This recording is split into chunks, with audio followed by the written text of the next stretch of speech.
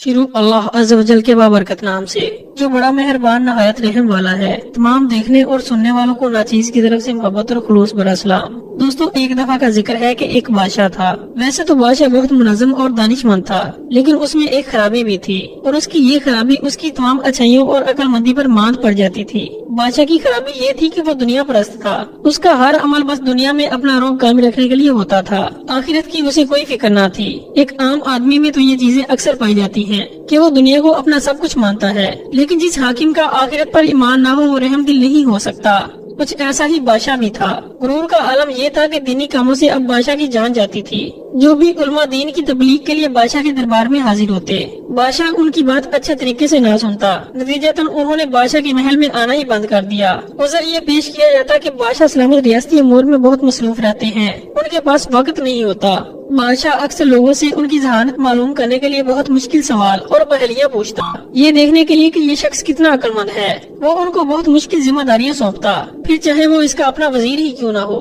جب کوئی اس کی آزمائش پر پورا نہ اترتا تو بادشاہ اس کو قتل کروا دیتا یا پھر سخت سزائیں دیتا۔ ایک دن بادشاہ نے اپنے سب سے خاص وزیر کو امتحان میں ڈال دیا۔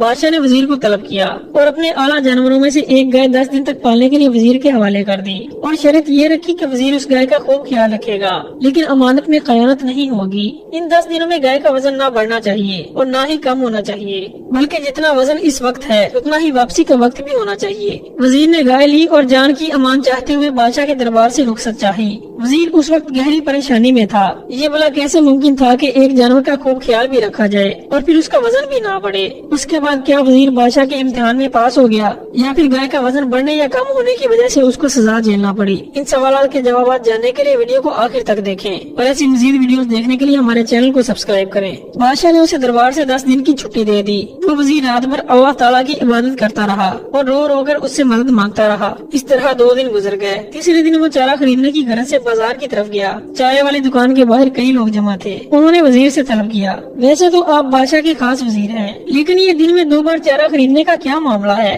وزیر نے اپنی پریشانی کا ذکر ان سے کیا کہ شاید کوئی تدبیر نکل آئے۔ وزیر کی ساری بات سن کر سب لوگ پریشان ہو گئے کہ بھلا یہ کیسے ممکن ہے کہ ایک جانور کا خوب خیال بھی رکھا جائے اور وہ موٹا بھی نہ ہو؟ کسی سے کوئی تجویز بھی نہ بن پائی۔ پاس بیٹھا ایک شخص بولا، وزیر صاحب، میں آپ کو اس کا حال بتا سکتا ہوں کہ آپ اس آزمائش سے بھی نکل جائیں گے اور بادشاہ کی شرط بھی پوری ہو جائے گی۔ وہ ایک ضعیف العمر شخص تھا۔ وزیر نے نہایت اکرام سے کہا، مہربانی فرما کر جلدی سے بتا دیں، میرا تو پریشانی کے مارے برا حال ہے۔ بزرگ نے کہا، آپ دن بھر گائے کا خوب خیال رکھیں، اس کو کھلائیں پلائیں، لیکن رات کو چارہ کم دیں اور اس کے سامنے بیٹھ کر چھریاں تیز کریں اور انہیں اس کے قریب رکھ دیا کریں۔